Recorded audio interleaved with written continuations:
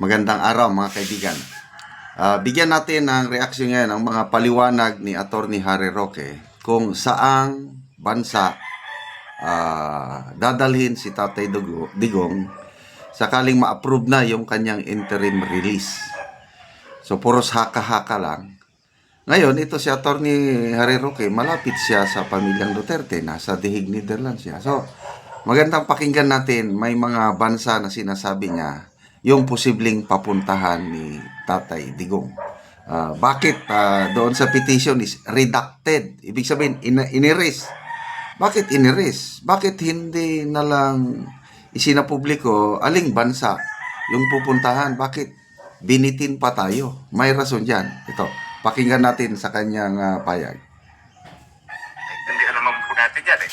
Kasi kilala naman natin ang mga pulto ni Joe Masison at na nagsani puwersa na sa Dilawan, no? At saka sa mga loyalista.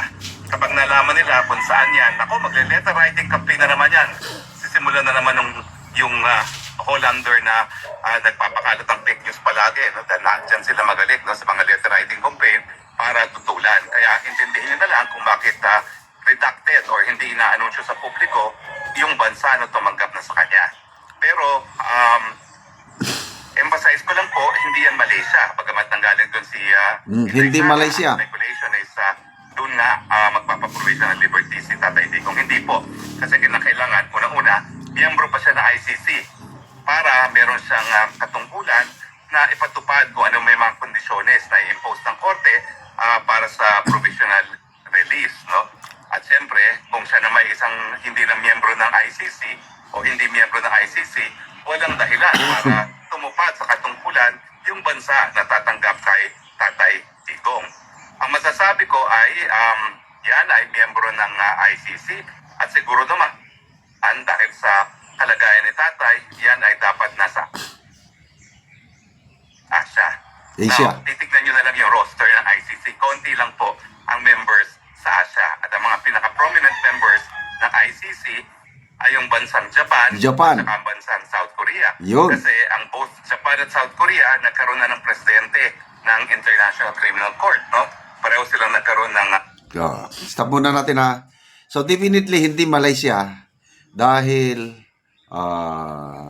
hindi na member sa ICC ang Malaysia. So most likely sabi niya pwedeng Japan, pwedeng South Korea kasi very active members ang South Korea at Japan sa ICC.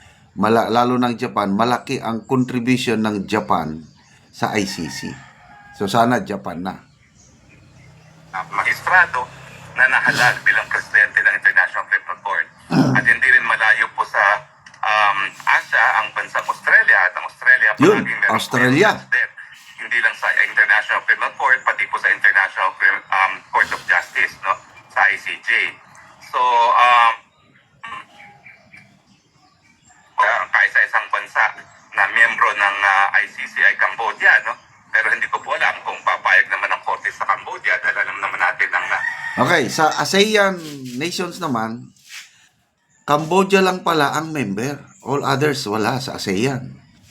Kasi mas maganda sana kung ASEAN nation pupunta si Tatay Digong. Kung Cambodia, wag na lang.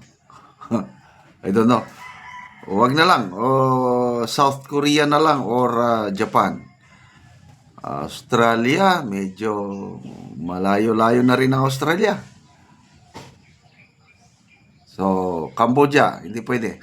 Estado ng judikatura na katarungan dyan sa Cambodia. No? So, pero anyway, yan po yung mga possibilities. Bagamat hindi ko po talaga alam kung saan yan.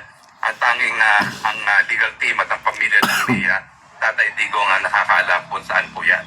But, so pwede rin po yan. No? So, ang mga possibilities ay nandyan ang Japan, nandyan ang Cambodia, nandyan ang South Korea, nandyan ang Australia, nandyan ang New Zealand kasi hindi na New Zealand din. Malayo na rin. Pero sa buong Southeast Asia, hindi pang mapupuntahan ang Tatay Digong dahil Cambodia lang po talaga ang miyembro.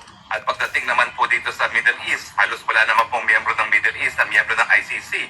So isang possibility pa ay sa Netherlands. Wow! Pwede rin na palayain siya sa Netherlands kasi magkakaroon lang ng house arrest. No? Na mas mabuti pa kasi ang prioridad ng pamilya naman, unang-una yung hindi talaga siya nalilimitahan ng movement. Bagamat kung mapapansin yung hinain na motion, no, ng mga abogado ni Tatay Digong, meron din undertaking doon na hindi siya makikihalubilo kundi sa pamilya lamang, no, na nangyayari ngayon, no, kasi bawal siya bisitahin kung hindi sa pamilya, no. So, nandun pa rin yung kondisyon na close family na lang ang magkakaroon ng contact kay Tatay Digong. Bagamat I'm sure he would appreciate na hindi siya nasa kulungan. Bagamat yung kulungan po niya ngayon, modern.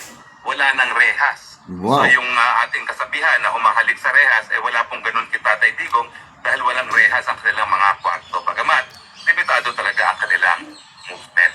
So, ang aking fairness forecast, po pwede pong mag-grant yan dahil sa kanyang edad, dahil sa kanyang mga prevailing na mga sakit, at dahil Tatay Digong, kapag pag may nangyari kay Tatay Digong habang hawak siya ng ICC. At siyempre, meron na silang karanasan doon kay Milosevic na nakita nila kung paano habupit ng bayan kapag ang isang leader na minamahal ay yun nga po doon namatay habang nakakulong. Bagamat wala po talagang comparison kay Milosevic at kay Duterte, Okay, so narinig natin my fearless forecast, magkakaroon o aaprubahan ng ICC yung request o petition ni Tatay Digong for his interim release. Bakit? Sinaset niya yung Milosevic, yung dating leader ng Serbia na namatay sa kulungan. Nagwala ang taga-Serbia. Kaya ang ICC dahil matanda na, may edad na, may sakit pa, parang iwas po siya ang ICC. Pag hindi nila aprubahan itong request na ito, baka sisisihin siya. Hindi lang tayong mga Pilipino na nagmamahal kay Tatay Digong throughout the world pa. Kaya I agree with Attorney Roque na malaking pag-asa na aprubahan ng ICC yung request interim release kasi meron ng host country na tatanggap at ang prosecution pumapayag. Okay, so ulitin ko yung mga bansa, pwedeng Japan, pwedeng South Korea, pwedeng Australia, New Zealand, or pwedeng Netherlands. Okay, so abangan natin ang paglabas ni Tatay Digong. Salamat mga kaibigan sa inyong pagsubaybay sa ating channel. Nakakatulong kayo ng malaki sa tribong Talandig ng Bukidnon dahil ang sweldo natin sa channel na ito is tinutulong natin sa tribo. Namimigay tayo ng mga yero at pako para magkaroon ng mas magandang disenteng bahay ang tribong Talandig. Panoorin ninyo ang video na ito. Na manang kita inuno kwanta atap eh. Hari kita ba man inon.